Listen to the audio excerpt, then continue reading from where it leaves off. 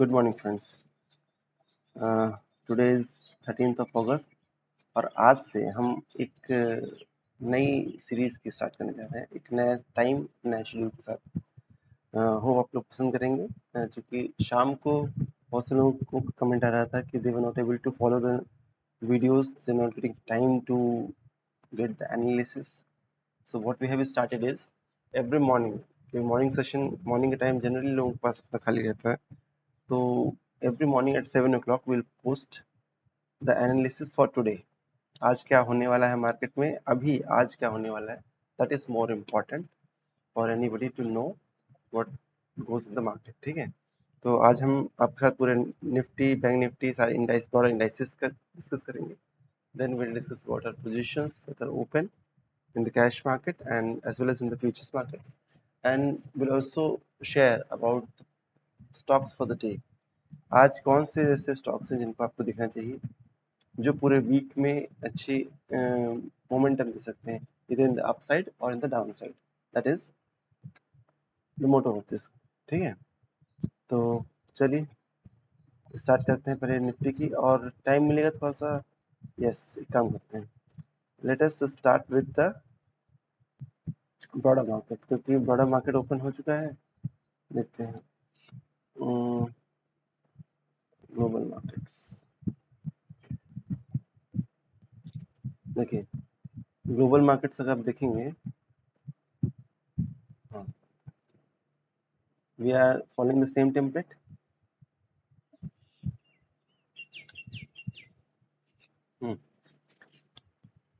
Left hand side में weekly time frame और right hand side में we are following the daily time frame. ठीक है, इस वीक से 15 जुलाई से Nasdaq that is has gone into down trend, और सुपर ट्रेंड इसको क्लियरली इसको पकड़ने में कामयाब रहा है.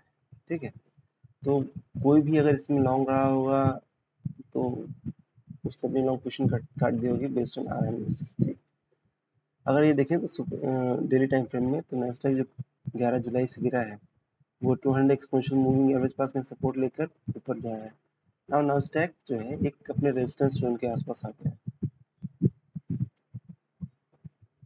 देखिए, नास्डैक यहाँ पे अपने रेजिस्टेंस जोन पास, जिसके ऊपर जो है उसको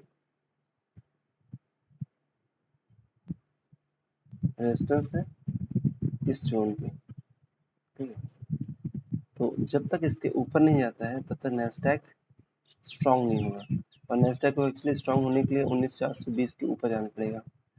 तो देयर इज एवरी पॉसिबिलिटी कि इट में reverse from here. Possibility means probability is more for the reversal for the Nasdaq from this resistance level. ठीक है, तो बी वेरी कॉशियस. और 200 अगर मूविंग एवरेज अगर टूट जाता है तब तो ज़्यादा होगा. लेकिन हम लोग क्यों डिस्कस करें नैस्डैक पे, नैस्डैक के मूवमेंट से हमारा आईटी स्टॉक्स का मूवमेंट गवर्न होगा. और there is one more possibility कि अगर आप वीकली टाइम फ्रेम को देखें तो लगता नहीं है कि इसका 200 एक्सपोनेंशियल मूविंग एवरेज टूटेगा. क्यों? क्योंकि इसने बहुत बड़ा बॉटम, राउंडिंग बॉटम बना के, कपर हैंडल बना के इसने ब्रेकआउट किया. ठीक है, तो at the max it can come down to this level 16,400. It comes somewhere below 200 exponential moving average. Possibility is very remote, but मतलब मैक्सिमम ये हो सकता है कि it can come down to this level. This doesn't seems right now. What may happen considering its RSI in the daily time frame and the MACD in the daily time frame? It may happen that it may spend some time in this range, between this quarter range, and then trying to break out from here if it is has to go up. चलिए, ज़्यादा time लेंगे तो मुश्किल हो जाएगी. ये देखिए, S&P 500 exactly same structure is taking resistance in this zone. आज थोड़ा कमिंग डेज में इस लेवल को क्रॉस होना थोड़ा मुश्किल लग रहा है, unless and until यहाँ पे थोड़ा कंसोलिडेशन लग रहा है. ठीक है, MACD RSI बुलिश है, इसलिए लग रहा है कि कंसोलिडेशन रहेगा यहाँ, लेकिन डिसाइसिवली इसको क्रॉस कर पाना थोड़ा मुश्किल है. Then is Dow Jones. Dow Jones पे अपने रेजिस्टेंस पे ही है. This is the resistance level. एक pull back may come, European market देखें तो यूरोपियन मार्केट ग्रीन है। ओवरऑल देखें तो ऑलमोस्ट कंसोलिडेट कर रहा है global market, this US market. European market देखें तो यूरोपियन मार्केट पॉजिटिव है। स्ट्रक्चर वाइज अगर देखें तो it is in the down trend, daily time frame, based on daily time frame. C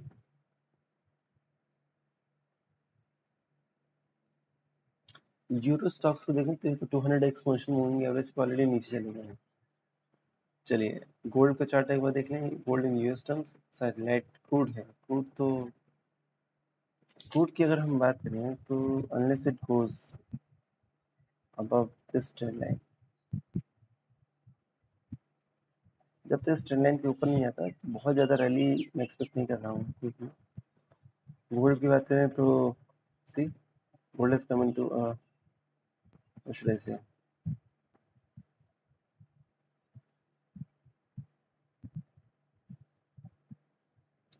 gold एक सिस्टमैटिक अपट्रेंड में है।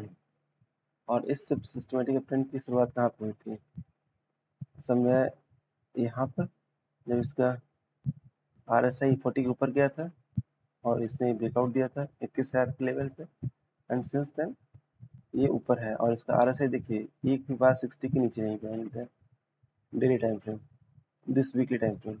ठीक है, तो गोल्ड एक सिस्टमैटिक अपट्रेंड में है। If you want to purchase any futures, जैसे हमने फ्यूचर्स गोल्ड का MCX में परचेज कर रखा है, तो दैट इज द थिंग। चलिए करेंसी की बात करें तो करेंसी मोटा मोटा ठीक है। डॉलर इंडेक्स नीचे की तरफ जा रहा है, 103 पहुंच गया है, तो पॉजिटिव होना चाहिए। USD INR ये अप ट्रेंड में है और इसने एक बड़ा वाला ब्रेकआउट दे दिया है। This is the area of concern. देखिए RSI इसका 60 के ऊपर डिसाइसिवली ट्रेड होना स्टार्ट किया है इस लेवल के बाद, तो देयर इज एवरी पॉसिबिलिटी कि इसमें अप ट्रेंड रिज्यूम रहे। और अगर dollar index actually USD INR rupee terms में जो है ये मजबूत होने का मतलब ये है कि इंडियन करेंसी बाहर निकल रही है। अब डॉलर में आ रही नहीं आ रही वो अलग चीज़ है, बट ये मीन्स रुपए टू डॉलर कन्वर्शन हो रहा है, दैट इज हैपनिंग। और रुपया कहाँ से आएगा? स्टॉक्स बेचकर, इक्विटी बेचा जाएगा और वहां से रुपया आएगा, रुपया बनेगा डॉलर। अब डॉलर से बॉन्ड यील्ड बढ़ेगी नहीं बढ़ेगी, that is a separate question, लेकिन दिस इज अ कंसर्न। अच्छा, जो हमारा कंसर्न का चार्ट है दैट इज दिस निकाय। निकाई का अगर चार्ट देखेंगे तो यू विल फाइंड व्हाट, निकाई का जो दिस वीकली टाइम फ्रेम है इसने 40 लेवल से सपोर्ट लिया है, देख रहे हैं? It is taken support from the RSI 40 level in the weekly time frame और इसका सुपर ट्रेंड भी पॉजिटिव हो गया है। If on the weekly close basis ये जो पॉजिटिव रिवर्स हुआ है, it is somewhere near around this support zone.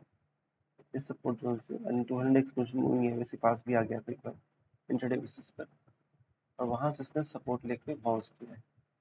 तो अपर टारगेट इसका यही होगा, मूविंग एवरेज का लेवल। ठीक है, और डेली टाइम फ्रेम में देखें तो सब पहले टारगेट क्या है इसका? 200 एक्सपोनेंशियल मूविंग एवरेज, जो कि अराउंड 36,700 के आसपास आता है। ठीक, तो देखते हैं। It is raise to this level, यहाँ तक जाता हुआ दिख रहा है। अगर नीचे की बात करेंगे तो प्रीवियस स्विंग यानी प्रीवियस कैंडल का लो आप देख पकड़ सकते हैं as a stop loss, those who are long in the, जैसे कौन इंडिया मार्केट में ट्रेड करने वाला कहाँ निकले, ये देखिए इसने एक बॉटम बना रखा है, तो इसके नीचे अगर जाएगा तो हम कह सकते हैं कि इसका ट्रेंड और वीक होगा। अदरवाइज व्हाट में हैपन इज इन दोनों रेंज में कंसोलिडेट करके एक अपवर्ड मूवमेंट अगर आता है then that will be the ideal when to play the market. See everything is getting, मतलब थोड़ा ठीक हो रहा है। निफ्टी की बात करें तो निफ्टी ने क्या किया, गिफ्ट निफ्टी कैसे ओपन हुआ है? गिफ्ट निफ्टी पॉजिटिव है, इसका पॉजिटिव बोलना ना बोलना doesn't matter much because basically it is moving in a very small zone. और ये देखिए ये अपने जो रेजिस्टेंस का जोन है एग्जैक्टली यहीं पे कंसोलिडेट कर रहा है। ठीक है, तो यहाँ से ऊपर भी जा सकता है और नीचे भी जा सकता है based on this RSI in the daily time frame and MACD। तो अभी तो MACD एंड RSI यही बोल रहा है कि इसी जोन पे रहेगा। इनकी level to watch is this level previous swing low. अगर ये ब्रेक बीच होता है तो आपको फर्दर डाउन मूव मिलेंगे and this down move can come down to this support level और you can say this 200 exponential moving by side 400 सीधा जाएगा और अप मूव जाएगा तो up move is this the previous swing high.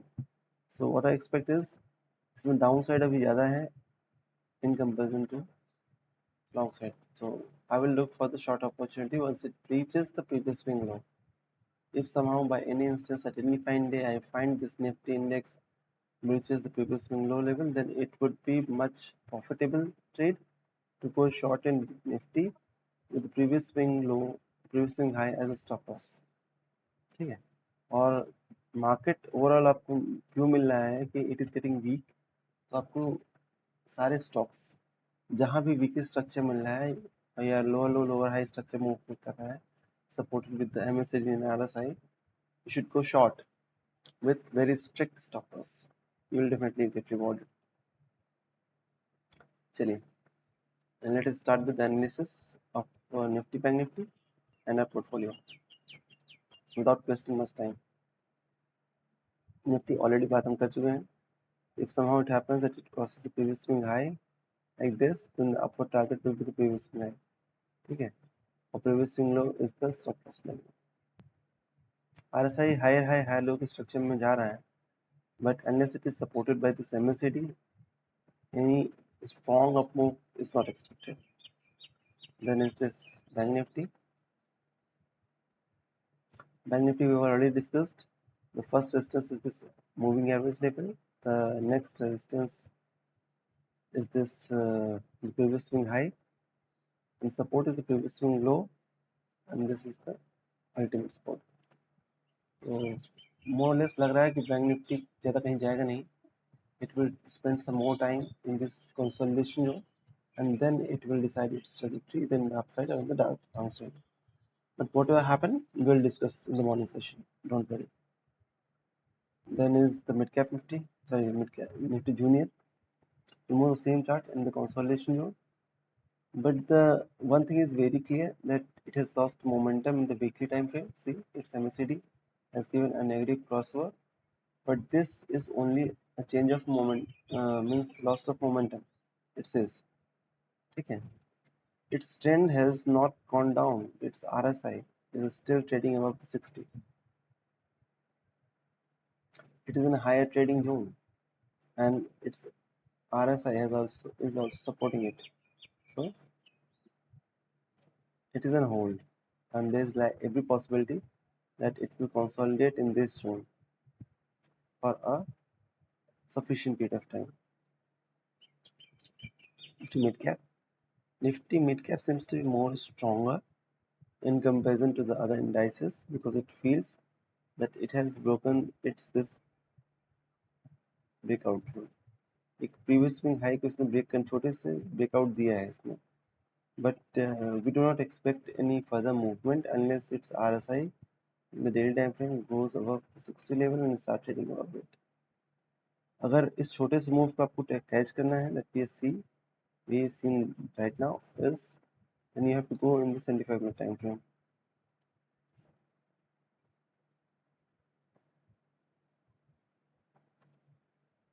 See, 75-minute time frame, even in 75-minute time frame, you have to wait for this RSI to trade of the 60 level, and then till the time it remains above 60, you can go long. और अब अगर आपको अभी कोई trade initiate करना है, you can go long. Suppose it opens at somewhere here, you go long with this as a stop loss, or you can go long with this as a stop loss. ठीक है, more simple strategy.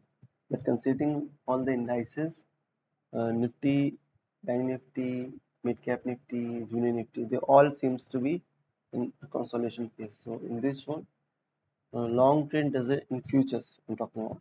आपको अच्छे stocks अगर अच्छे level पे मिलते हैं, you should try to accumulate it. But futures में it is more profitable to go short. ठीक है, मार्केट अभी लॉन्ग के फेवर में नहीं है. शॉर्ट करेंगे तो अगर आप चाहिए तो लॉन्ग के साथ एक शॉर्ट ऐड कर लीजिए, but naked long will definitely give you loss. You can bear with a naked short. If you have some cash position in long and you make some short position, then overall your portfolio will be hedged. But if you make any futures long position, it's definitely not desirable and will definitely yield much result, not much yield good result. Okay, let us go back to analysis. ये देखिए एक बार portfolio की बात कर लेते हैं तो वाह, Suzlon is something that we इसको हमने अकोमोडेट किया था काफी लेवल पे. यहाँ से हमने ट्रेड इनिशिएट किया था. In some way here we हमने यहाँ से further add किया and since then see, it is moving so swiftly. देखिए जब तक इसका RSI 60 के ऊपर बना हुआ है कितनी स्विफ्ट मूवमेंट इसमें आ रही है. Very nice. Then is the CDSL. CDSL is another trade that one should look into. Considering the overall market scenario, this stock has gone into consolidation mode, but I don't feel that this would remain in this zone for a long period of time. I feel the time has come for this stock to start making high structure. Its weekly time frame, MACD and RSI, they are very bullish, I must say, and it has never happened even once. But in the weekly close basis, it reaches the super trend level in the weekly time frame. So you should take this as a stop loss in the weekly time closing basis, and then only you'll be able to ride this trend. Then is what? Then is the IEX. Very nice structure. If anybody want to add this stock in the portfolio, this is the ideal time to add. Its RSI is also taking the support. We have already taken position in this candle. We have increased the position in this candle in this breakout, and as the stock is retracing and taking support in the previous breakout level, it may be a good buying level because there is every possibility that it may bounce from here. Then is Nika. Nika बहुत अच्छी structure है. अगर किसी को consider करना है इस stock को ऐड करने के लिए, this the ideal time for this one to go down. Gujarat gas की बात करें तो